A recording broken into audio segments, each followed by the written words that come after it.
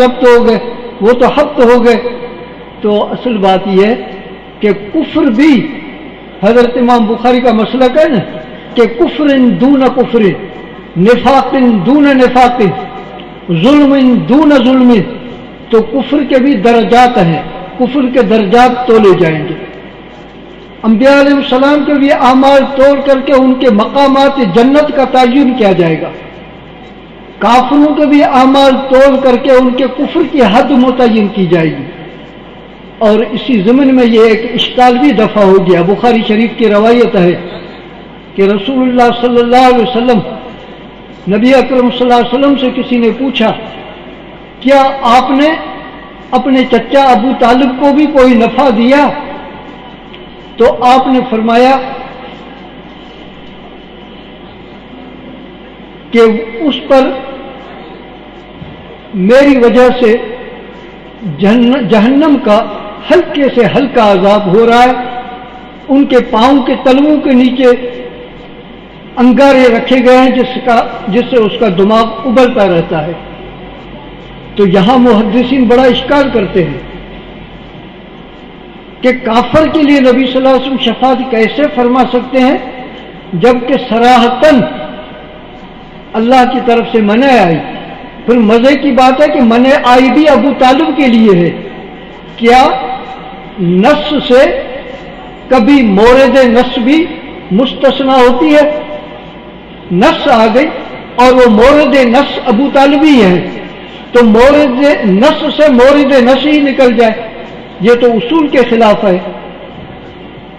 تو مسئلہ یہاں بھی حل ہو گیا کہ نبی صلی اللہ علیہ وسلم سفارش نہیں کر سکتے اللہ کی منع کے بعد. اصل یہ ہوا کہ ان کا کفر ہلکا ہے، ابو جہل کا کفر بھاری تھا. تو جس روایت میں آیا کہ میری وجہ سے، اس کا مطلب یہ نہیں ہے کہ میری سفارش سے. اگر کسی روایت میں لفظ سفارش کا آ گیا ہے تو محدثین کرام لکھتے ہیں کسی راوی نے وہ روایت بالمعنی کرتے ہوئے اس میں مغالطہ کھایا ہے، ہاں حضرت صلی اللہ علیہ وسلم کی وجہ سے. تو بہرحال میں عرض یہ کر رہا تھا کہ کفر بھی کسی کا بھاری ہوتا ہے، کسی کا ہلکا ہوتا ہے، تو ان کا کفر سب کا تولا جائے گا. آگے متعلقات ترجمہ میں حضرت امام بخاری فرماتے ہیں القسطاس العدل. القسطاس کا لفظ تو نزل الموازین القسط میں القسطاس کا جو لفظی استعمال نہیں ہوا ہے. تو حضرت امام بخاری کی یہ عادت ہے کہ وہ لفظ یا اس کے متشابہ کوئی لفظ معنی میں یا تلفظ میں تو اس کو بھی حل فرما دیتے ہیں. بہرحال فرما دیا کہ القسطاس، مجاہد کہتے ہیں القسطاس العدل بالرومیہ. اشکال پیدا ہو گیا انا انزلناہ قرآنا عربیا، قرآن تو سارا عربی ہے تو رومی کا لفظ قرآن پاک میں کیسے استعمال ہو گیا؟ تو اس کے بہت سارے جواب ہیں. مثلا توارد لغات بھی ہم کہہ سکتے ہیں. توارد لغات کا مطلب یہ ہوتا ہے کہ ایک لفظ دو زبانوں میں بولا جاتا ہے، اس میں کوئی حرج کی بات نہیں، ہوتا رہتا ہے. دوسری بات یہ ہے کہ قرآن پاک کا جو اسلوب ہے یہ عربی ہے. کوئی لفظ غیر عربی آ جائے تو عربیت سے کلام پاک نہیں نکلتا. آپ مختصر معنی اور مطول میں پڑھے ہیں کہ فصیح کلام کا ہر کلمہ فصیح ہونا ضروری ہے، لیکن عربی کلام کا ہر کلمہ عربی ہونا ضروری نہیں ہے، کوئی غیر عربی ہے. اور اس کے علاوہ آپ سب پڑھتے رہتے روز اخبار و رسالوں میں معرب، کوئی بھی لفظ لے لو اس کو تعریف کر دو، اس کو عربی میں لا دو. تو بہرحال اس طریقے سے اصل لفظ وہ بھی یہ رومی ہے اور تعریف ہو کر کے عربی میں استعمال ہوا. یہ بھی ایک جواب ہے. آگے فرماتے ہیں کہ القسط مصدر المقسط، قسط مقسط کا مصدر ہے. آپ بتائیں مقسط کا مصدر قسط تو نہیں ہوا کرتا، مقسط کا مصدر تو اقساط ہے. مکرم کا مصدر اکرام ہوگا، مقسط کا مصدر اقساط ہوگا. لیکن فرمایا کہ القسط مصدر المقسط ہے، تو آپ یہ کہہ دیں کہ مصدر المصدر، تو مسئلہ حل ہو جائے گا. مصدر کی بھی مصدر. اور آگے لغت کے عجائبات کی ایک بات ہے وہ بھی ذکر کرتے ہیں کہ یہ عجیب بات ہے کہ مقسط मादा उसका भी वही, किस्त, कासित उसका मादा भी वही, एक मुजर्रद है एक मजीद है, बाकी उनका मादा तो वही है। इसी से कहते हैं अलकिस्त मस्दर मुक़सित। असल में ये कहना इमाम बुखारी चाहते हैं कि आप किस्त को देखें, यह भी मुक़सिती का मस्दर है, कासित का तो है ही, लेकिन मजे की बात है कि जब आप उसको मुक़सित करें तो माना आदिल बन जाती है, लेकिन आप उसको कासित कर दें तो माना जालिम बन जाती है। एक ही मादा बाब इफाल पर लाओ तो माना उसके आदिल बन जाती है, मुजर्रद ही रखो तो माना उसकी जालिम बन जाती है। तो ये चूंकि अहम बात थी इसलिए हज़रत इमाम बुखारी ने जिक्र फरमा दी। और ये हुआ कैसे? बाज तो सीधी सादी बात करते हैं कि मुक़सित का मादा कस्त है और किस्त है, जिसकी माना इंसाफ है, और कासित का मादा किस्त नहीं है, कस्त है। बात करते हैं कि नहीं दोनों का मादा कस्त है तो माना जालिम होनी चाहिए, लेकिन मुक़सित की माना आदिल इस तरह बनती है कि बाब इफ़ाल का हमजा आप पढ़ें कि सल्ब माखज़ के लिए आता है, माना उसकी माखज़ को सल्ब करना, तो सल्ब आदिल, सल्ब जौर अदल ही होगा। तो बहरहाल फरमा दिया कि अमल कासित फो जाए, मुक़सित की माना तो आदिल है लेकिन कासित की माना जायर है। आपको ने सुना होगा, कभी पहले किसी दर्स में अर्ज किया था कि हज़रत सईद बिन जुबैर का तो अच्छा खासा मुकाबला हज्जाज से था, और हज्जाज के सामने कलमा हक कहने से कभी बाज नहीं आते थे, अपने जान की बाजी लगा देते थे, बाज नहीं आए। तो एक मरतबा हज्जाज के सामने हज्जाज ने खुद पूछा सईद बिन जुबैर से कि माज़ा तक़ूलु फ़िय्य, मा तक़ूलु फ़िय्य, मेरे बारे में तेरा क्या ख्याल है, मेरे बारे में तेरा क्या ख्याल है? तो हज़रत सईद बिन जुबैर कहने लगे क़ासितुन आदिलुन। लोग बड़े हैरान हुए कि इमाम बुखारी कैसे उनके सामने उनको आदिल और कासित कह रहा है। लेकिन हज्जाज कहते हैं कि लुगत का बड़ा माहिर था, वो कहते जी तुम समझे नहीं, वैलकुम लम तफ़हमू, तुम्हारा गरक हो, तुमने बात नहीं समझी, ये मेरे को जालिम और काफिर कह रहा है। अम्मल कासितून फ़कानू जहन्नम हतबा सुम्मल्लज़ीन कफ़रू बिरब्बिहिम यादिलू, शिर्क करते, ये मेरे को आदिल और कासित, ये मेरे को मुशरिक और जालिम कह रहा है। तो बहरहाल ये भी माना आती है। अच्छा, आपके सबक का तीसरा मरहला है हदीस, सनद हदीस। सनद हदीस के बारे में सिर्फ इतना आपसे अर्ज कर दूं, लोग कहते हैं कि नबी करीम अलैहिस्सलाम के 500 मोजज़े हैं, 5000 मोजज़े हैं। मेरे अजीजों, वक्त नहीं है मैं आपके सामने जिक्र करूं नबी सल्लल्लाहु अलैहि वसल्लम की ज़ात शरीफ के वजूद से लेकर आपका एक एक अमल मोजज़ा है, एक एक अमल मोजज़ा है। आपका तअद्दुद अज़वाज मोजज़ा है,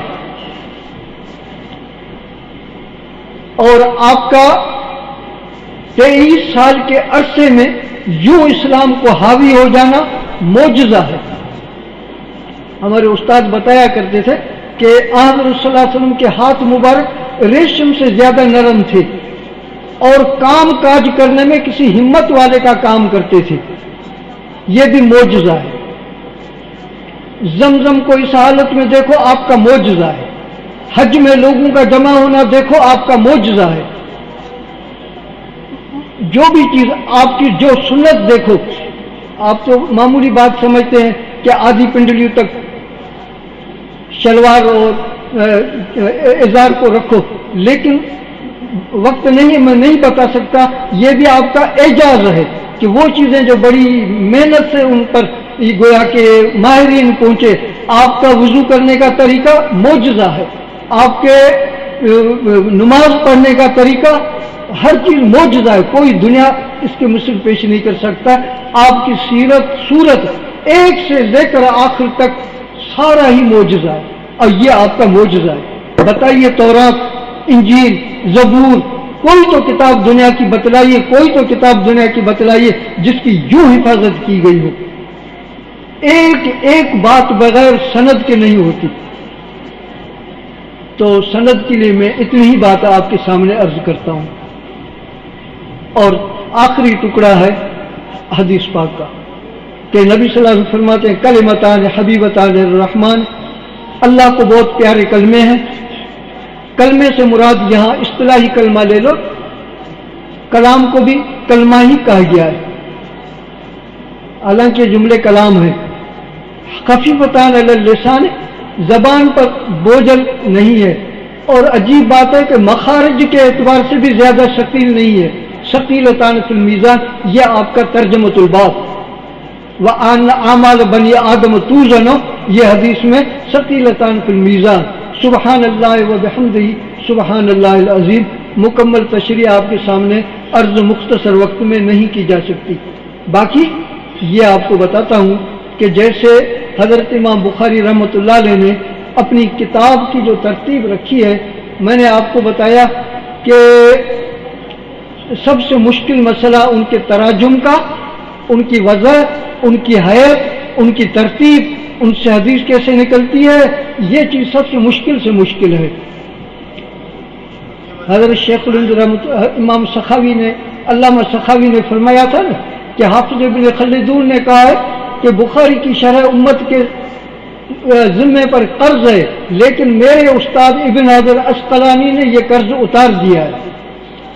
تو حضرت شیخ الہند فرمایا کرتے تھے کہ بالکل صحیح ہے، حدیثوں کی تشریح کا قرض تو حافظ ابن حجر عسقلانی رحمۃ اللہ علیہ نے نکال دیا، وہ اتار دیا ہے قرض، لیکن تراجم ابواب کا قرضہ آج بھی امت کے ذمے ہے۔ امام بخاری کے تراجم میں ایک بات آپ طالب علمی سے پڑھتے آئے ہوں گے، کہتے ہیں کہ حضرت امام جامی رحمۃ اللہ علیہ ایک مرتبہ چھپ کر کے بیٹھ گئے کہ میری کتاب کو کس طرح پڑھاتے ہیں۔ تو پڑھے ہیں کبھی باسل کابلے بھی دیکھی ہے، کبھی ایسا جامی کا حشر بنایا ہے کہ حضرت مولانا جامی رحمۃ اللہ علیہ نے جب سنا جی امام جامی نے یہ مقدر اس واسطے نکالا ہے، یہ مقدر اس واسطے نکالا ہے، تو کان پکڑ کر کے کہنے لگے کہ معاف کرو، میرے فرشتوں کو بھی اس کا پتہ نہیں، میرا تو سادہ سیدھا مطلب تھا۔ ہاں ٹھیک ہے، میرے مقدرات کسی ترجمۃ الباب، کسی نہ کسی اعتراض کا دفعہ یا کوئی تشریح ہوتی ہے، لیکن آپ نے تو میری کتاب کے ساتھ وہ حشر کیا ہے جو میرے فرشتوں کو بھی پتہ نہیں۔ حضرت امام بخاری رحمۃ اللہ علیہ کے تراجم ابواب کو بھی دقیق کا کر کے کچھ ایسا ہی حشر کیا گیا۔ دقیق تو ضرور ہے، لیکن ایسے بھی دقیق نہیں ہے، بلکہ اگر دقت پیدا ہوئی ہے تو دراصل تراجم سادے ہیں، ان سادگی کو سمجھنے میں دقت پیدا ہو جاتی ہے۔ تو پہلا ترجمۃ الباب رکھا تھا کیف کان بدء الوحی الی رسول اللہ صلی اللہ علیہ وسلم، پہلا باب یہی رکھا کیف کان بدء الوحی۔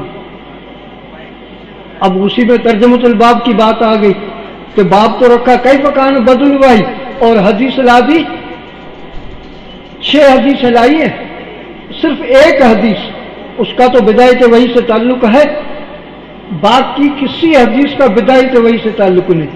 کن حدیثوں کا تو وحی سے تعلق ہے، لیکن انما الاعمال بالنیات کا تو وحی سے بھی تعلق نہیں۔ یہ تراجم کی دقت ہو گئی، اور دقت کے حساب سے جواب دیتے ہیں۔ اگر آپ اس کو سیدھی بات تسلیم کر لیں تو ہمارا خیال یہ کہ کوئی ایسی بات نہیں ہے، کیف کان بدء الوحی رکھا، وہ اگلی حدیث سے اس کی بدایت کے متعلق یا وحی کے متعلق شرائط ہے۔ درمیان میں اگر انما الاعمال بالنیات کتاب کے شروع کرنے میں رکھنے میں کوئی آسمان نہیں ٹوٹتا ہے، کوئی ہم کتبی یا جامی نہیں پڑھ رہے، سادگی سے تھا، آگے اس کو باب چلانا ہے، رکھ دی۔ بہرحال جتنی دقیق بناؤ تو بناؤ، بنتی جائے گی دقیق۔ خلاصۃً عرض کروں کہ پہلا باب رکھا، آخری باب رکھا، پہلی سند رکھی، آخری سند رکھی، پہلی حدیث رکھی، آخری حدیث رکھی۔ ان تینوں چیزوں کی ایک مناسبت تو ضرور ہے، یہ تو نہیں کہا جا سکتا کہ یہ اتفاقی امر ہو گیا ہے۔ پہلے باب رکھا کیف کان بدء الوحی، اس لیے کہ سارے یہ ہمارے ٹھانٹھے کی جو ابتدا ہوئی ہے، یہ سارا ہمارا جو چلنا پھرنا، یہ دین دنیا، یہ ہماری جو بنی ہے، سارا کام وحی سے چلتا ہے۔ اور آخر اس کی ظاہر بات ہے کہ وزن اعمال پر ہوگی، آخر یہ سارا نظام ادھر ہی ختم ہوگا. تو وہاں کیف کان بدل ہوئی اور یہاں وزن اعمال کا باب. پہلی حدیث لائیے انما الاعمال بالنیات، آخری حدیث بھی لائیے انما الاعمال بالنیات. ثقیلتان فی المیزان، ثقل فی المیزان اخلاص کی وجہ سے تو ہوتا ہے. تو آخری حدیث میں بھی گویا کہ آپ کو اخلاص کی ترغیب دے دی. اور پہلی سند میں آپ نے 3 واسطوں تک، یحییٰ بن سعید متفرد ہے محمد بن ابراہیم تیمی سے، وہ متفرد ہے علقمہ سے، اور علقمہ متفرد ہے حضرت عمر سے. یہاں محمد بن فضیل غریب ہے، متفرد ہے عمارہ سے، عمارہ بن کاکا سے، وہ ابو زرع سے، وہ حضرت ابو ہریرہ سے. 4 واسطوں سے وہ روایت بھی غریب لائی، 4 واسطوں سے یہ روایت بھی غریب لائی. تو پہلی سند آخری سند کی مناسبت. اور پھر یہ چیز کہ پہلا اپنا استاد شیخ حمیدی لایا جو شیخ مکی ہے، دوسرے باب میں امام مالک لایا جو شیخ مدنی ہے، مانا وحی کی بدایت مکے سے ہوئی اور وحی کا پھیلاؤ مدینہ پاک میں. آخر میں یہ حدیث امام بخاری نے 3 طریقوں سے تخریج کیا اس کتاب میں. ایک میں استاد ہے قتیبہ بن سعید، ایک میں ہے زہیر بن حرب، اور اس میں استاد ہے احمد بن اشکاب. ترتیب میں احمد بن اشکاب کی روایت کو لے لیا. حضرت امام بخاری خود فرماتے ہیں، تہذیب و تہذیب میں ابن حجر عسقلانی نے نقل کیا ہے، فرماتے ہیں کہ یہ میرا شیخ ہے، آخر من لقیتہ بمصر، یہ میرا شیخ ہے جس کی میری ملاقات مصر میں آخری دفعہ ہوئی تھی. تو وہ اول شیخ پہلی روایت، آخری شیخ سے آخری روایت. یہ ایسی چیزیں کچھ آ گئی ہیں جو امام بخاری کی دقت کی طرف اشارہ تو کرتی ہیں. معلوم ہوتا ہے کہ آپ نے ہر چیز کو اپنے اندازے سے رکھنے کی کوشش کی ہے. بس اسی پر اکتفا کرتے ہیں. آخر دعوانا الحمدللہ رب العالمین.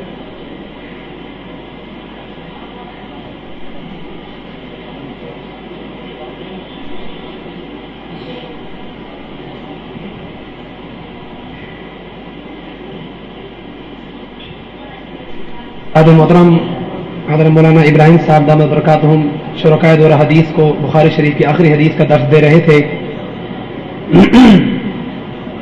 اب میں دعوت دے رہا ہوں جامعہ کی تعلیم محترم جناب سید حسین صاحب کو تشریف لائیں اور نعت قریب صلی اللہ علیہ وسلم پیش فرمائیں.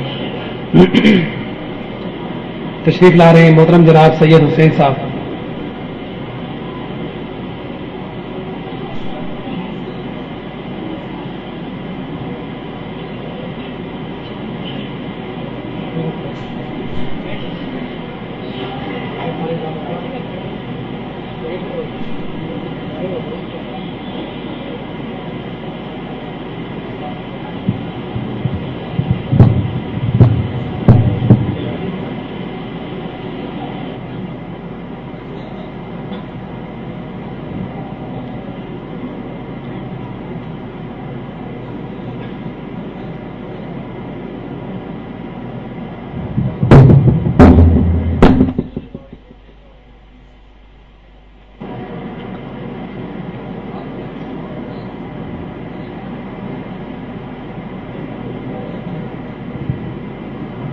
السلام علیکم ورحمۃ اللہ وبرکاتہ.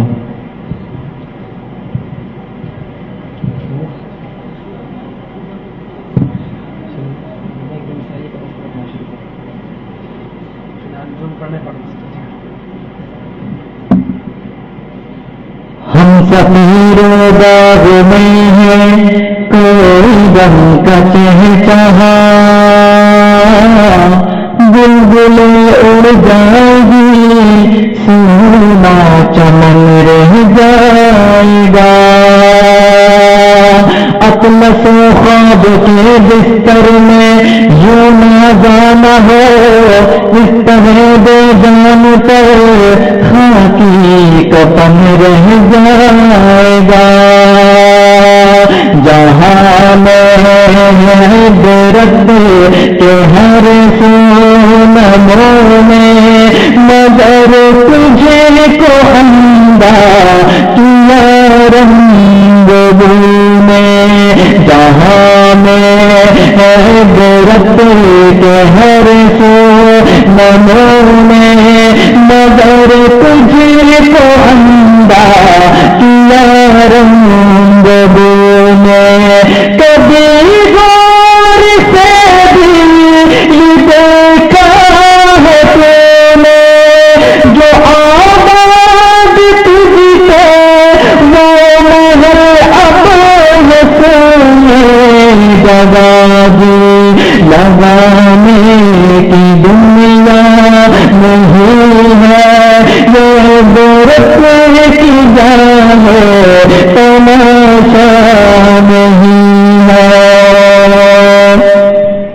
ملے خاک میں اہل شاہ کیسے مکوب گولا مکا کیسے کیسے ملے خاک میں اہل شاہ کیسے کیسے مکوب گولا مکا کیسے کیسے پورے نام ورزے نشا کیسے کیسے ہوئے نام ورزے نشا کیسے کیسے زمین کھا گئی نا جواب کیسے کیسے جوابی لگانے کی دنیا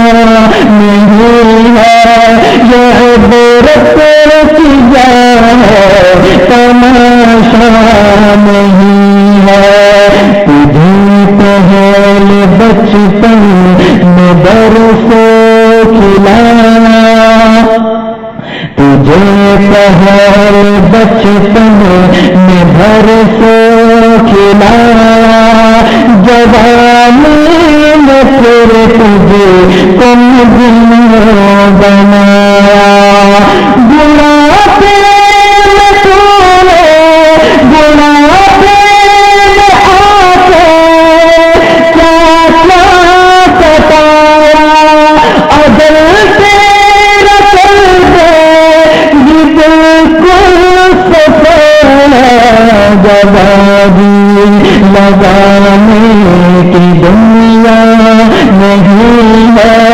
یہ برت کی جان ہے تماشا نہیں ہے یہی تجھ کو دن ہے رہوں سب سے بالا حضور نرالی ہو پیشن نرالا جیا کرتا ہے کیا یہی میرے والا جیا کرتا ہے کیا یہی میرے والا تجھے حسن ظاہر میں دیکھ کے بولا جوابی لگانے کی دنیا نہیں ہے یہ برت کی جان ہے تماشا نہیں ہے یہ برت کی جان ہے تماشا نہیں ہے نبی کے پیار کو دل میں بسانا ہے میرا ہے نبی کے پیار کو دل میں بسانا ایمان ہے نبی کے پیار کو دل میں بسانا ایمان ہے تڑپنا لوٹنا آنسو بہانا ایمان ہے تڑپنا لوٹنا آنسو بہانا ایمان ہے نبی کے پیار میں دل کو بسانا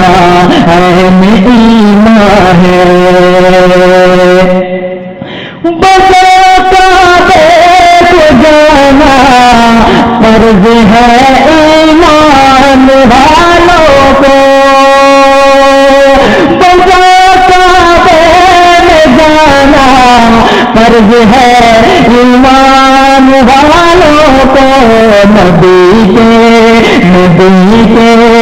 روزے اقدس سے جانا عین ایمان ہے تڑپنا کو بہانا عین ایمان ہے جہاں پر بھی رسول پاک کا نقش کفے کا ہو جہاں پر بھی رسول پاک کا نقش کفے کا ہو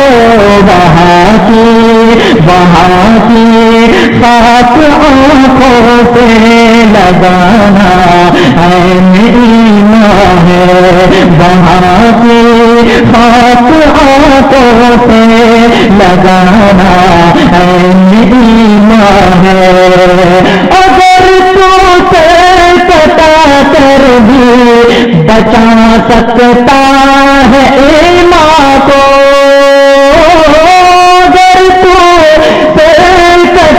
کر بھی بچا سکتا ہے ایمان کو تو پھر ایمان کی خاطر سر کٹانا عین ایمان ہے تو پھر ایمان کی خاطر سر کٹانا عین ایمان ہے نبی کے پیار کو دل میں بسانا عین ایمان ہے تڑپنا لوٹنا کو بہانا عین ایمان ہے نبی کے پیار کو دل میں بسانا عین ایمان ہے تڑپنا لوٹنا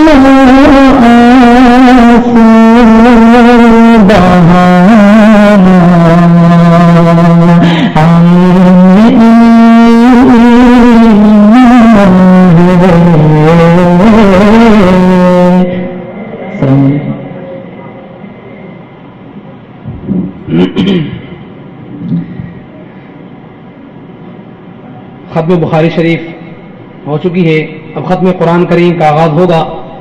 میں حضرات کو بتاتا چلوں کہ الحمدللہ کافی تعداد میں شبہ سے طلبہ کرام فارغ ہوتے ہیں. اگر وہ اکیلے پڑھیں تو کافی ٹائم لگ جائے گا، ٹائم کی قلت ہوتی ہے. تو اس انداز سے ان کو کھڑا کر کے ایک بچہ پڑھتا ہے اور سب بچے دعائیہ آمین کہتے ہیں اور اس انداز سے اختتام پذیر ہوتا ہے. الحمدللہ ہمارے درمیان پیر طریقت رہبر شریعت حضرت مولانا عبدالواحد صاحب دامت برکاتہم تشریف فرما ہیں. حضرت کی دین سے محبت اور قرآن سے محبت کا سب سے بڑا ثبوت یہ ہے کہ الحمدللہ حضرت کے 5 صاحبزادے اور صاحبزادیاں ہیں، سب قرآن کریم کی عظیم نعمت کو اپنے سینوں میں سجائی ہوئی ہیں اور ساتھ ساتھ 500 صاحبزادے عالم ہیں. اور پھر انہوں نے بھی اپنے والد کے نقش قدم کو نہیں چھوڑا، اپنی اولادوں کو چاہے حضرت کے پوتے ہیں یا نواسے ہیں، ہر سال کوئی سال ایسا نہیں ہے کہ نواسے یا نواسیاں ایسی نہ ہوں جو حفظ قرآن کی سعادت حاصل نہ کر رہی ہوں یا عالمات سے فارغ نہ ہو رہی ہوں یا عالم نہ بن رہے ہوں. کوئی نہ کوئی ہر سال 2 3 4 کو یہ نعمت میسر ہوتی ہے. اور اس سال بھی بڑی خوش قسمتی کی بات ہے ہم سب کے لیے، خصوصاً استاد محترم حضرت مولانا مفتی عاصم عبداللہ صاحب دامت برکاتہم کے لیے کہ ان کے صاحبزادے بھی اس عظیم نعمت کو اپنے سینے میں سجائے ہوئے ہیں اور اپنے دادا کے سامنے آج اس ختم قرآن کے موقع پر موجود ہیں. اور اس سے بڑھ کر حضرت کے نواسے جو آپ کے سامنے چھوٹے ننے مننے سے یقیناً بہت سے حضرات کو نظر بھی نہیں آ رہے ہوں گے، حضرت کے نواسے ہیں، عزیر نام ہے. الحمدللہ یہ ختم قرآن کی جو تقریر ہو رہی ہے بھی یہ بچوں کو پڑھائیں گے اور آمین وغیرہ بچے کہیں گے. تو میں آج یہ کر رہا تھا کہ جب دین سے ایک محبت پیدا ہو جاتی ہے، قرآن کی محبت دل میں جگہ کر لیتی ہے، تو پھر کوئی مشکل نہیں ہے کہ انسان اپنوں کو، اپنے بچوں کو، اولاد کو، آنے والی نسل کو اس راستے پر لگا لیتا ہے. اور اس کا سب سے بڑا ثبوت ہمارے حضرت دامت برکاتہم ہے.